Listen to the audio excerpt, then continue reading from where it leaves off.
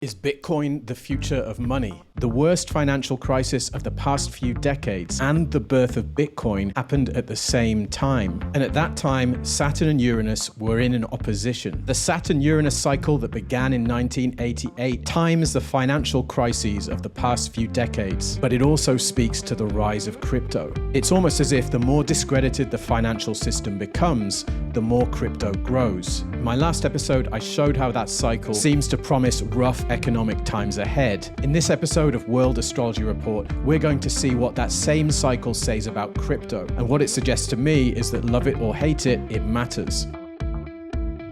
Now, to keep things simple, I'm going to focus on Bitcoin as representative of the whole crypto market. Of course, there are thousands of cryptocurrencies, and the future may lie in any one of them, or more likely, a combination of them. But Bitcoin itself is decentralized money. Its supply is limited. Only 21 million Bitcoin will ever come into existence. Unlike so-called fiat currency, Bitcoin's supply can't be increased, and its value can't be altered by governments manipulating the money supply. Now, crypto has its fans, and it has its detractors.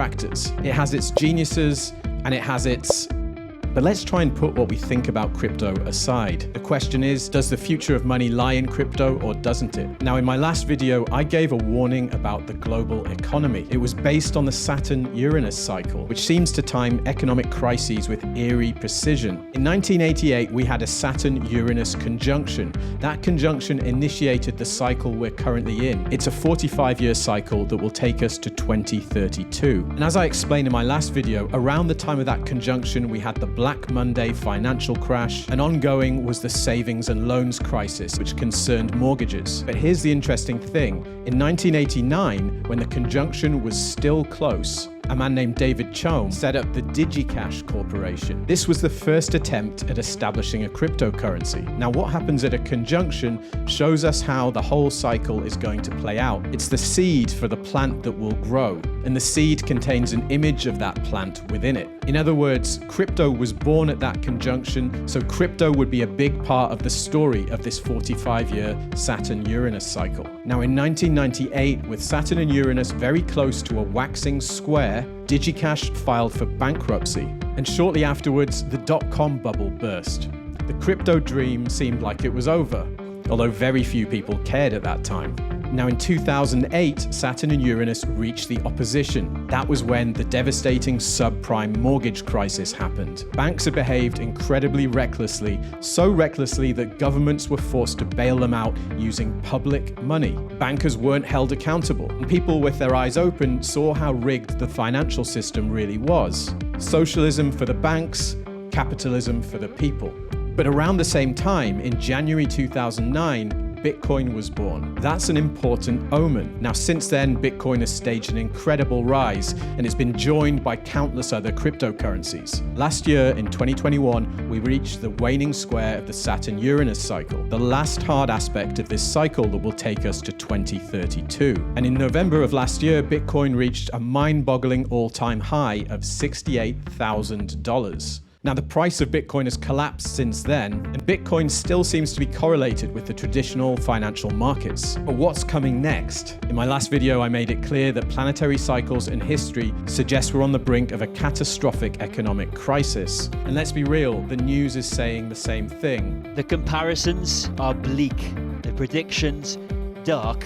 The economy set to plunge into a decline of historic proportions. Needless to say, this is going to be very hard for a lot of people. But one question we can also ask is, what does this mean for crypto? Now, part of this puzzle is that governments want to introduce what's called Central Bank Digital Currencies. These will be state-controlled cryptocurrencies that give the governments the power to manipulate the money supply as they see fit. And I think it's reasonable to suspect that these CBDCs are heading for a clash with decentralized or alternative cryptocurrencies. But now we need to see the bigger context. This is where the age of air comes in. As I explained in my video on the age of air, we've recently made a huge transition from an age of earth, an era characterized by the emphasis on the material, to an age of air, an era characterized by the primacy of information and information technology, among other things. Capitalism wasn't born in the age of earth, but the age of earth saw its triumph. The demands of capital and the banks that facilitate its flows run our world today.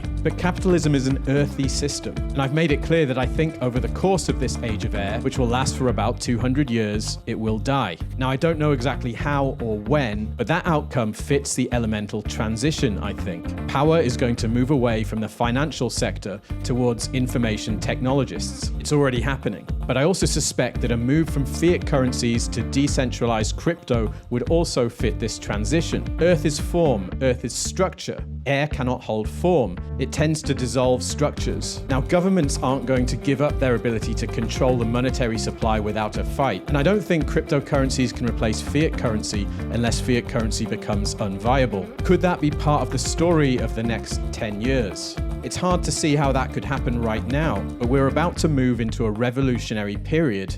As I said before, Pluto is about to move into Aquarius. The last time that happened, we saw the French and American revolutions. What seems impossible now could seem inevitable in a few years. Could the final phase of this Saturn-Uranus cycle involve a transformation of the financial system? That's it for this video. Please do subscribe to the channel and share this video if you enjoyed it.